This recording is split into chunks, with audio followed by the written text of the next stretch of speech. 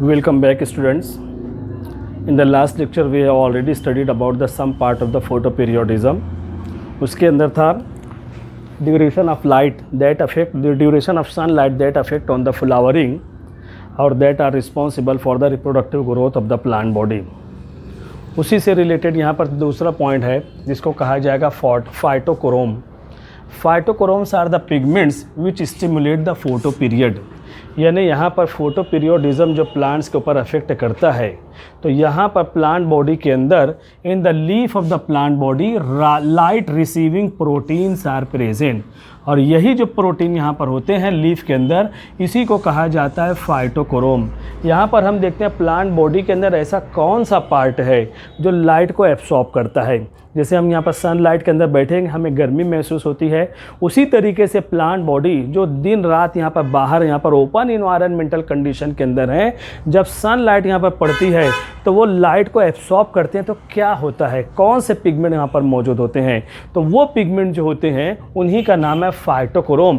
These are the pigments which absorb light and they stimulate the flowering. Photoperiod के दौरान में leaf के अंदर लाइट रिसीविंग प्रोटीन्स मौजूद होते हैं, और ये लीफ के अंदर जब ये लाइट रिसीविंग प्रोटीन लाइट को रिसीव करते हैं तो उसकी वजह से यहाँ पर जो रहेगा वो जो केमिकल हैं, वो जो पिगमेंट्स हैं उनको फाइटोक्रोम कहेंगे. और उसकी वजह से प्लांट बॉडी के अंदर यहाँ पर फ्लावर का फॉर्मेशन होने की शुरुआत होती है.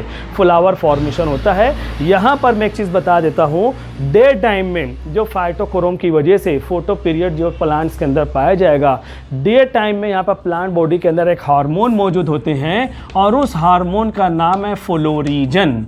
ये आपके बुक के अंदर दिया नहीं है, फिर भी ध्यान रखो. वो हार्मोन है फ्लोरीजन जो फोटो पीरियड के दौरान फाइटोक्रोम को एब्सॉर्ब करते हैं, और फ्लोरीजन की वजह से प्लांट्स के अंदर फ्लावर फॉर्मेशन पाया जाएगा. फ्लावर का प्रोडक्शन यहाँ पर जो है मौजूद होता है. तो यहाँ पर हम देखेंगे एक हार्मोन है वर्नलिन नाम का हार्मोन है, यहाँ पर वर्नलाइजेशन के अंदर रहेगा. तो जिस तरीके से प्लांट को डे टाइम फोटो पीरियड की ज़रूरत है, कुछ प्लांट्स को वर्नलाइजेशन की ज़रूरत है. दोनों पीरियड यहाँ पर फ्लावर के लिए ज़रूरी है. डे टाइम में फ्लोरीजन एक्टिव होता है, फ्लावर फॉर्मेशन में हेल्प करेगा. नाइट टाइम में वर्नलिन यहाँ पर एक्टिव होता है, और ये भी फ्लावर फॉर्मेशन के लिए जो है यहाँ पर ज़रूरी होता है. तो these are the pigments which are present the leaf of the plant body which are called as light receiving protein. ये लाइट को रिसीव करने वाले प्रोटीन होते हैं, and they are responsible for the flowering. Flower formation, they are responsible for flowering. Flower का formation यहाँ पर इसके ज़रिए से होता है. अब यहाँ पर जो है it is present in two forms. जब ये सूरज की रोशनी को जज्ब करते हैं तो ये फाइटोक्रोम जो होते हैं ये रेड लाइट को भी एब्सॉर्ब करते हैं और फार रेड लाइट को भी यहाँ पर एब्सॉर्ब करते हैं. दिन के वक्त में, डे टाइम में, ये फाइटोक्रोम जो रेड लाइट को एब्सॉर्ब करेंगे at the 660 nanometer, and that is converted into phytochrome far red. रात के वक्त में यहाँ पर जो रहेगा ये फार रेड जो रहेगा that are again converted into red pigment यहाँ पर फाइटोक्रोम के अंदर एब्सॉर्ब होंगे, और उसके अंदर जो 730 नैनोमीटर ये जो है यहाँ पर इस तरीके से डार्कनेस यहाँ पर जो है पाई जाती है. यानी for the conversion of phytochrome red colour into far red phytochrome 660 nanometer ये जो है यहाँ पर वेवलेंथ लाइट की यहाँ पर ज़रूरी है. और for conversion of phytochrome far red into phytochrome red colour 730 nanometer ये इतना जो है यहाँ पर प्रोसेस जो है यहाँ वेवलेंथ है यहाँ पर जो है ज़रूरी होता है. तो इस तरीके से दिन के वक्त में ये एक्टिव होते हैं, रात के वक्त में ये एक्टिव होते हैं. दिन के वक्त में phytochrome red is converted into far red, और रात के वक्त दिन भर ये एनर्जी को एब्सॉर्ब करेंगे, और फार रेड दोबारा यहाँ पर जो है फाइटोक्रोम रेड के अंदर कन्वर्ट होते हैं, ताकि दूसरे दिन सुबह फिर ये अपना वर्क जो है यहाँ पर कर सकें. ये कंडीशन यहाँ पर जो है पाई जाती है. तो अल्टरनेट डे और नाइट टाइम के अंदर ये प्रोसेस जो है यहाँ पर जारी रहता है. जब यहाँ पर फाइटोक्रोम फार रेड जब इसका कॉन्सेंट्रेशन प्लांट बॉडी के अंदर बढ़ता है तो शॉर्ट डे प्लांट बॉडी के अंदर फ्लावरिंग उस दौरान में एब्सेंट हो जाती है, और लॉन्ग डे प्लांट बॉडी के अंदर फ्लावरिंग जो है यहाँ पर प्रेजेंट होती है, स्टार्ट होती है. इसी तरीके से डार्क टाइम में यहाँ पर देखा जाएगा तो इसके अंदर शॉर्ट डे प्लांट जो रहेगा इनके अंदर डार्क डार्कनेस के दौरान में शॉर्ट डे प्लांट बॉडी के अंदर फ्लावरिंग यहाँ पर प्रेजेंट रहेगी और लॉन्ग डे प्लांट बॉडी के अंदर फ्लावरिंग यहाँ पर जो एब्सेंट हो जाती है। तो इस तरीके से यहाँ पर देखा जाता है कि यहाँ पर जो है फ्लावर फॉर्मेशन के ऊपर इसका जो है इफेक्ट यहाँ पर जो है पाया जाता है। क्या इफेक्ट है वो यहाँ पर जो है शॉर्ट में उसको जो है यहाँ पर बता दिया गया है।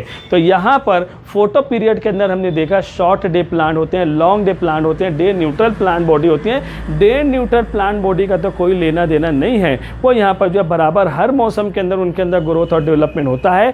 ये ऐसी कंडीशन पाई जाती है जहाँ पर शॉर्ट डे प्लांट बॉडी के अंदर फ्लावरिंग नहीं है, लॉन्ग डे प्लांट बॉडी के अंदर फ्लावरिंग यहाँ पर प्रेजेंट रहेगी।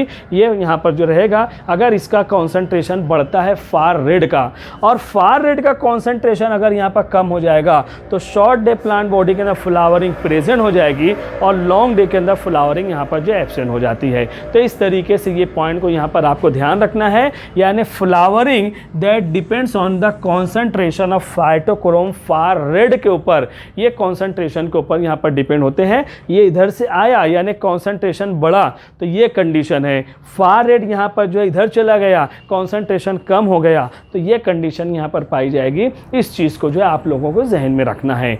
तो यहाँ पर फ्लावरिंग के ऊपर पहला एस्पेक्ट जो इन्फ्लुएंस करता है, जो फ्लावरिंग के लिए ज़रूरी है, वो फोटो पीरियोडिज्म यहाँ पर हमने देखा है, जिसके अंदर पहला फैक्टर लाइट अहम रोल अदा करता है। दूसरा फैक्टर हम यहाँ पर देखते हैं वर्नलाइजेशन। यहाँ पर temperature play important role for the flowering. यहाँ पर टेम्परेचर का अहम रोल है फ्लावरिंग के लिए, और जिस तरीके से यहाँ पर फोटो पीरियड ज़रूरी है प्लांट्स के लिए, नाइट टाइम यानी चिलिंग ट्रीटमेंट भी इसको कहा जाएगा, यानी रात की ठंडक भी प्लांट्स के लिए यहाँ पर ज़रूरी है। और रात की ठंडक जो प्लांट को यहाँ पर मिलना चाहिए वो जो है वो प्रोसेस जो कहलाता है उसको जो है वर्नलाइजेशन कहा जाता है। अब यहाँ पर वर्नलाइजेशन तीन तरीक़ों से यहाँ पर एक्ट होता है। वर्नलाइजेशन यानी टेम्परेचर के ऊपर ये डिपेंड होता है। टेम्परेचर मिनिमम भी होता है, टेम्परेचर ऑप्टिमम भी रहेगा, टेम्परेचर मैक्सिमम भी रहेगा। और इसके पहले जस्ट बिफोर यहाँ पर इस लेक्चर के पहले मैंने बताया है बहुत हाई टेम्परेचर और बहुत low temperature that affect on the flowering. उसके अंदर फ्लावरिंग और प्लांट के अंदर ग्रोथ और डेवलपमेंट नहीं होता है, बल्कि ऑप्टिमम टेम्परेचर जो रहेगा उसके अंदर प्लांट्स के अंदर ग्रोथ और डेवलपमेंट होगा, मैक्सिमम होगा, और उसी ऑप्टिमम टेम्परेचर के अंदर फ्लावर का फॉर्मेशन भी मैक्सिमम पाया जाएगा। तो यहाँ पर optimum temperature that are suitable for flowering and for growth and development in the plant body. और यहाँ पर ये जो है चिलिंग ट्रीटमेंट, जो ठंडक यहाँ पर जो है लो टेम्परेचर जो सप्लाई कर रहे हैं उसी को जो है यहाँ पर वर्नलाइजेशन कहा जाएगा। तो वर्नलाइजेशन क्या है? These are the low temperature which are essential for the flowering, और इसी को जो है हम लोग जो है यहाँ पर चिलिंग ट्रीटमेंट कहते हैं। चिलिंग का मतलब होता है ठंडक, यानी ठंडक यहाँ पर जो है यहाँ पर देना, कोल्ड क्लाइमेटिक कंडीशन यहाँ पर देना, वो फ्लावरिंग के लिए ज़रूरी है। और ये किन पौधों के अंदर दैट प्ले इंपॉर्टेंट रोल, वो रहेगा यहाँ पर सीरियल्स हैं और क्रूसीफर्स हैं। सीरियल जितने भी क्रॉप हैं, अनाज हैं, उनके अंदर ये अहम रोल अदा करता है chilling treatment that are required, that are essential. और इसी तरीके से क्रूसीफर्स होते हैं, क्रूसीफेरी फैमिली है एंजियोस्पर्म के अंदर, उनके अंदर भी यहाँ पर जो है vernalization that play important role. सभी पौधों के लिए ज़रूरी है, लेकिन इन ग्रुप के ये प्लांट्स जो होते हैं उनके अंदर जो है खास तौर से ये ट्रीटमेंट जो है यहाँ पर ज़रूरी होता है, वो कंडीशन पाई जाती है। अब सवाल ये पैदा होता है कि चिलिंग ट्रीटमेंट तो कितना टेम्परेचर होना चाहिए? तो याद रखना है आपको, वर्नलाइजेशन के अंदर टेम्परेचर जो रहेगा that must be in between 1 to 6 degree C, 1 से 6 डिग्री, यानी जब हमारे यहाँ पर शिद्दत की सर्दी पड़ती है वो वर्नलाइजेशन है। और जो शिद्दत की सर्दी पड़ेगी, बहुत ज़्यादा कोल्ड क्लाइमेटिक कंडीशन है, तो ऐसे पौधों की पैदावार बढ़ जाती है, उनके अंदर जो है ग्रोथ और डेवलपमेंट बढ़ता है, क्योंकि इनके अंदर फ्लावरिंग के लिए यहाँ पर जो है कोल्ड ट्रीटमेंट यहाँ पर जो उनके लिए ज़रूरी है। अब ये यहाँ पर जो वर्नलाइजेशन है ये कहाँ पर एक्ट करता है? तो यहाँ पर शूट सिस्टम के अंदर, और वो भी अपाइकल मेरिस्टेम जो रहेंगे, ये इसका मेन पॉइंट होता है। ये प्लांट बॉडी है, इसका टॉप मोस्ट पार्ट है, यहीं पर जो है ये वर्नलाइजेशन का इफेक्ट होता है, और यहीं से जो प्लांट बॉडी के अंदर top most part of the plant body, यहीं से जो फ्लावर का फॉर्मेशन यहाँ पर होता है।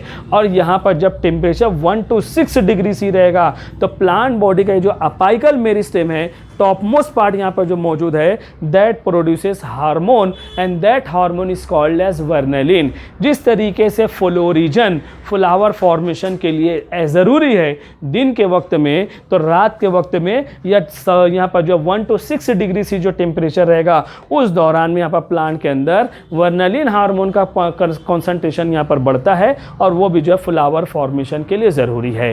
तो इतना आप लोग जो है यहाँ पर ये स्क्रीनशॉट ले लो, नोट कर लो। इसके बाद बाकी टॉपिक भी हम वर्नलाइजेशन के कंप्लीट कर, थोड़ा सा एक टॉपिक और है इसी के अंदर हम यहाँ पर देखते हैं, इसका स्क्रीनशॉट आप लोग ले लो।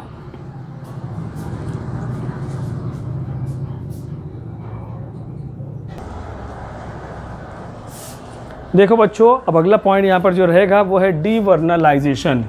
यहाँ पर वर्नलाइजेशन के बाद कुछ प्लांट्स ऐसे होते हैं, अगर उनके सीड को ज़मीन के अंदर गाड़ना है, नए प्लांट बॉडी उगाना है, तो उसको 1 to 6 डिग्री सी पर वर्नलाइज करना ज़रूरी है। और कुछ प्लांट ऐसे होते हैं कि वहाँ पर उनको वर्नलाइजेशन करने बाद हॉट क्लाइमेटिक कंडीशन के अंदर रखना ज़रूरी होता है। अगर वर्नलाइजेशन के बाद अगर उनको जो है हॉट क्लाइमेटिक कंडीशन के अंदर रखा जाता है तो दैट इज़ कॉल्ड ए डीवर्नलाइजेशन, या यह वर्नलाइजेशन के रिवर्स प्रोसेस होता है। जैसे आज हम देखते हैं टेक्नोलॉजी इतनी हाई हो चुकी है कि यहाँ पर हम देखते हैं कि सीड को यहाँ पर जो है फ्रेश कंडीशन में रखने के लिए उसको कोल्ड स्टोरेज के अंदर रख दिया जाता है।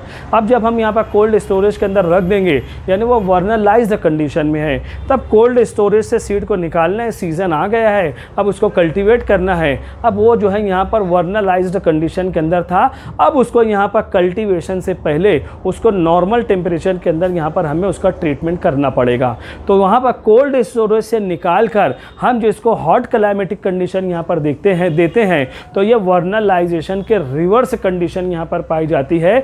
इसीलिए this process that is called a devernalization. तो बहुत सारे सीड ऐसे हैं जिनको डीवर्नलाइज भी करना पड़ता है। तो ये जो है यहाँ पर कोल्ड स्टोरेज से निकाल कर जब इसको हम यहाँ पर जो है नॉर्मल कंडीशन के अंदर रखते हैं, तो वहाँ से यहाँ टेम्परेचर हाई हो जाएगा, यानी हॉट ट्रीटमेंट यहाँ पर दिया जाएगा, और इसी को कहा जाता है डीवर्नलाइजेशन। तो ध्यान रखना है, चिलिंग ट्रीटमेंट अगर रहेगा तो वर्नलाइजेशन, हॉट ट्रीटमेंट यहाँ पर आ जाएगा तो उसको जो है डीवर्नलाइजेशन हम कहेंगे। आखिरी पॉइंट यहाँ पर जो होता है, what are the advantages of vernalization. Vernalization की वजह crop production that become earlier. जब प्लांट्स को यहाँ पर जो है वर्नलाइज्ड कंडीशन यहाँ पर सप्लाई की जाती है, तो क्रॉप का जो प्रोडक्शन रहेगा, जो सीड का प्रोडक्शन है, फ्रूट का प्रोडक्शन जो रहेगा, दैट बिकम अर्लियर, यानी they are converted to early growing variety के अंदर वो जो है यहाँ पर कन्वर्ट हो जाते हैं। इसी तरीके से वर्नलाइजेशन की वजह से crop production in the crop produces in the area where they do not cultivated. यहाँ पर जब जब यहाँ पर चिलिंग ट्रीटमेंट दिया जाता है तो प्लांट के अंदर एक ऐसी एबिलिटी भी पाई जाती है, they can grow in the area where they are not cultivated. जैसे हमें यहाँ पर वर्नलाइजेशन करना पड़ेगा, 1 to 6 टेम्परेचर देना पड़ेगा, लेकिन वर्ल्ड के अंदर ऐसा एरिया तो होगा जहाँ पर नॉर्मली वहाँ पर जो है ये temperature through out the year पाए जाते हैं, तो वहाँ पर ये क्रॉप नहीं है। तो इनके लिए सूटेबल कंडीशन, इन पौधों को हम they can be cultivated in the areas where they do not cultivated, उन एरियाज के अंदर भी यहाँ पर जो है हम उसको जो है यहाँ पर कल्टिवेट कर सकते हैं। तो ये बड़ा बेनिफिट है, एडवांटेजेस है, मेरिट्स ऑफ वर्नलाइजेशन यहाँ पर जो है पाया जाता है।